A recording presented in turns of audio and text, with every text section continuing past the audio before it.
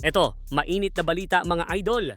Matapos ang matagumpay na laban ni QMB sa pagiging lokal sa FIBA para maglaro sa ating national team, nagsilabasan ang mga players na nais maglaro sa gilas na binubuo ng SBP para sa SEA Games. Sino-sinong players kaya ang mga willing i-represent ang Pilipinas? Alamin! Pero bago yan, like and subscribe lang mga idol para sa latest basketball news and highlights. Ngayong naghihigpit na rin ang SEA Games Committee sa pagpasok ng mga naturalized players sa tournament, nagiging problema din ng ating national team ang pagbuo sa mga players na maglalaro sa SEA Games.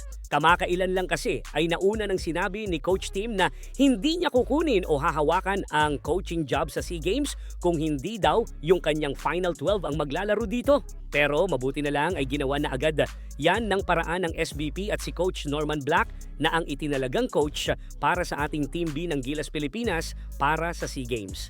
Ngayon ang tanong, sino-sino ang mga players ang available that time? Kung nasa kalagitnaan ng season ng PBA pag nag-start ang SEA Games ngayong taon. Unang player na nag-commit para sa Team B ng Gilas ay si Gilas Future Core Kevin Kiambao. Ayon sa mga balita, nauna nang nagpasa ng requirements si KQ bago pa man siya lumipad pa Korea para sa KBL. Para lang maglaro sa SEA Games, makikita talaga na pursigido si KQ na i-represent ang bansa kahit na napaka-busy ng schedule niya sa KBL. Pangalawa, sa nais mag-represent sa SEA Games ay ang dating Gilas member na si Matthew Wright, na kagaya ni KQ ay nag-submit na rin ng copy ng passport para maglaro sa SEA Games. Ikatlong player na nag-submit na daw ng requirements ay etong si Ray Parks Jr. na bagamat active pa rin sa B-League ay nagpasa na rin ng passport copy sa SBP para makasama sa binubuong lineup ng SBP para sa SEA Games. Kasama din sa list of players na gustong maglaro sa Gilas Team B ay si Filipino KBL point guard na si SJ Belangel, na bagamat matagal nang nagpaparamdam na palaruin siya sa Gilas, ay nauna na ring nag-submit ng requirements sa SBP for SEA Games. Kasama rin si QMB sa mga players na willing maglaro sa SEA Games matapos ang kanyang matagumpay na appeal sa FIBA na maging local siya sa Gilas. Bagamat may mga spekulasyon na QMB will be suiting up sa November qualifiers, it would be great to see him being active now sa ating national team after ng kanyang approval sa FIBA.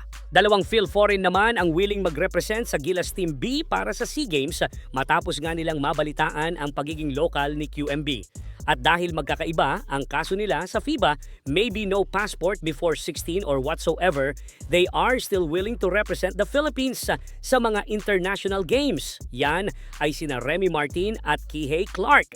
Though Remy Martin already classified as naturalized for Gilas, magiging crucial na din kasi ang rules ng SEA Games this year. Yan ay if they will adapt the rules kagaya ng FIBA na one naturalized player na lang ang pwede plus all Filipino foreign players or maybe all half foreign players must now obtain their passport before they turn 16.